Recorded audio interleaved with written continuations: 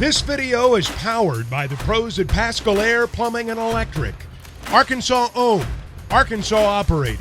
GoPascal.com.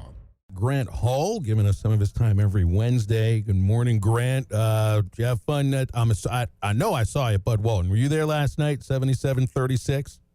Yeah, I actually watched the first half from Sassy's at Eric's show, and then went over there and watched some. Yeah, that was a lot more comfortable in those first two games. Man, you got it figured out, Grant. Go get yourself something good to eat. Listen to some Must for a while. Get back over to Bud Walton. Maybe get a hot dog in the media area. Wasn't your vintage Little Rock team yesterday. I was still impressed watching, especially Miriam Dowda with a career-high 15 points, 7 rebounds. And it was the way she did it, too, Grant, because she scored in numerous ways. At the foul line, hit one of those teardrop threes. She drove the lane, posted up. It was good to see that from her last night.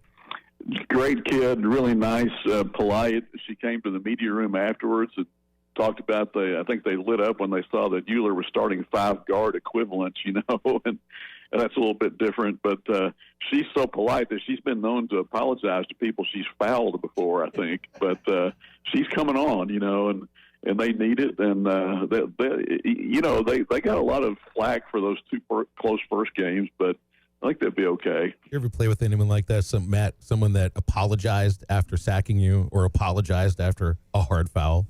No, that never. Not when I played. Hey, Matt, at Woodland Junior High School, we had a guy one time that fouled out in the first quarter of a 6-minute quarter. There you go. Maybe he had something going on like your guy. You heard, yeah, Grant. I was like, come on, man, we're playing for keeps. But yeah, you look back on it in 7th grade. It's and those kids didn't play basketball anymore after that. Little Rock had a player foul out in 17 minutes last night. Wow. Yeah. Impressive. That is. It takes effort, doesn't it? I heard y'all talking about Harden. I think they're 0-5 with the Clippers with him. Is that right?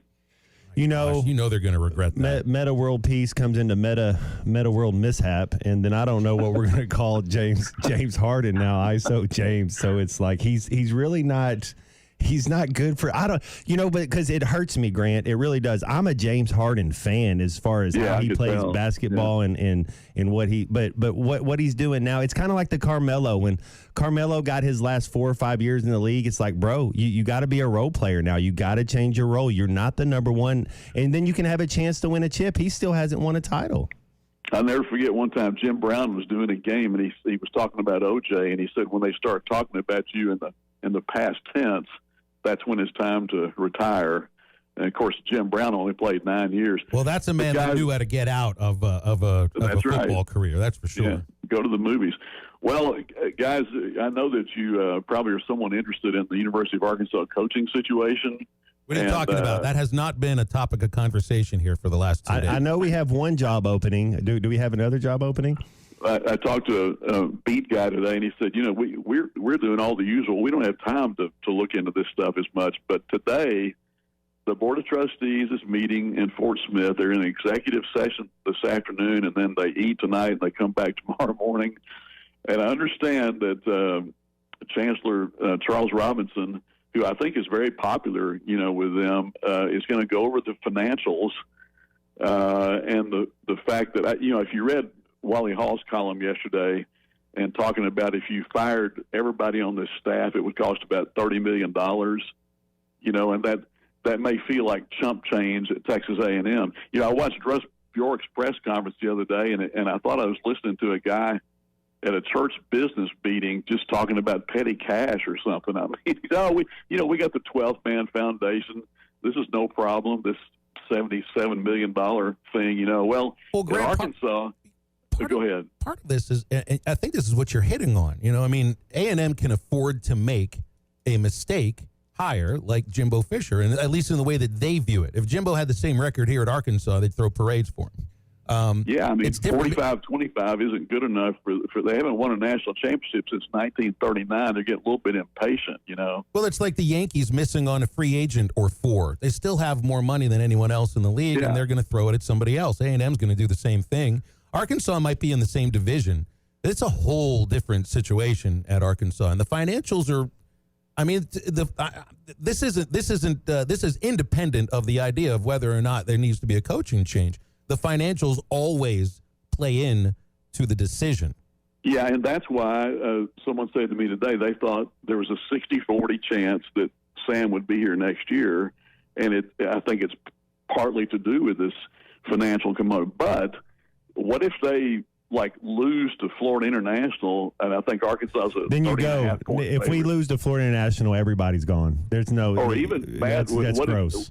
What if there are more Missouri fans in the stadium than That's Arkansas fine. fans? That's fine. Missouri's got a good football team.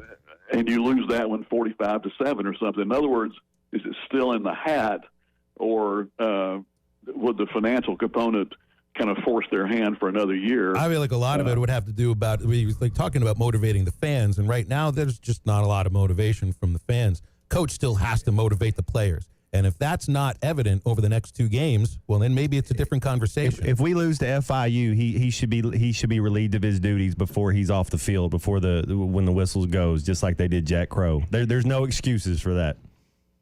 Yeah, and they're just the team against Mississippi State and the team last week did not look like the one that went and beat Florida.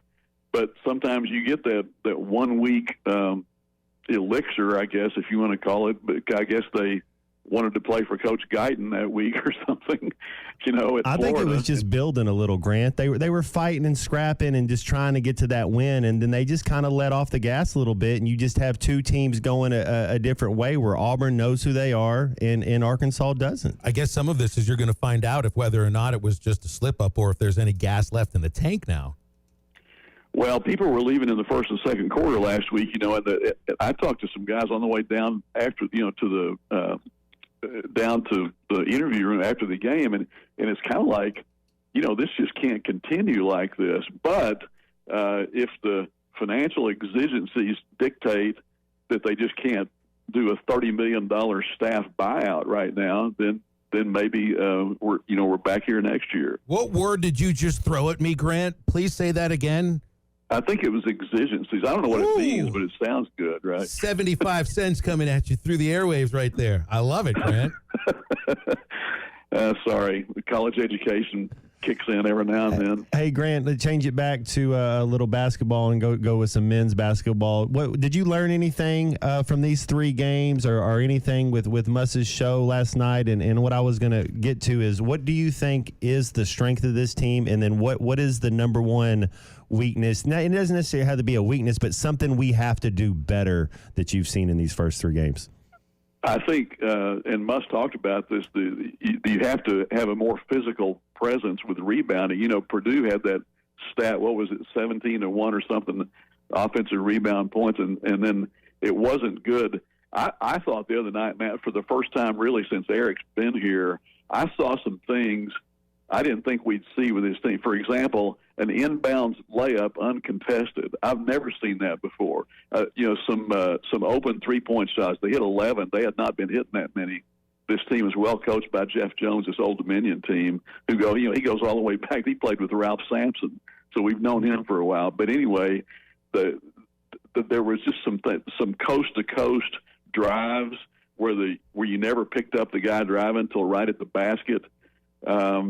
Somebody said to me yesterday, well, maybe it was just the opposition and they weren't expecting them to be that. But Eric's pretty good about not letting that happen. And this Greensboro team coming in Friday, I think they lost by 4 to Vanderbilt last night, and he's already talking them up like they're great. And they've got some twins that are good, and some good players. But I didn't think they played very well the other night. Matt, did you? Well, I didn't get my eyes on the game, but the college kids and the way it goes, sometimes you come out a little flat, and then you figure it out. I'm a little worried about the transition defense. Certainly, rebounding a little bit of an issue against a team that had their tallest guy was 6'7". I know offensive rebounds get a little fluky sometimes, but effort is part of it. Those were some things that I saw. But I also saw guards that can get to the rim on the Razorback side. I'm dwelling on the negative here. There were obviously a lot of great things too, and maybe this team is just going to wow us against ranked teams like Purdue and Duke coming up. Duke beat Michigan State last night, so that's really going to be fun when they come here. Grant, I can't let you go without a thought on Rory McIlroy stepping down from the PGA Tour board. Tell me what's going on there. I saw that this morning. I was reading about that, and he hasn't been happy with. I think this leadership thing has really kind of worn on him this year. And there was at one of the meetings, the players' meeting, he snapped at another player and just said, "Play better," And I think he's felt that he's carried the ball for the tour.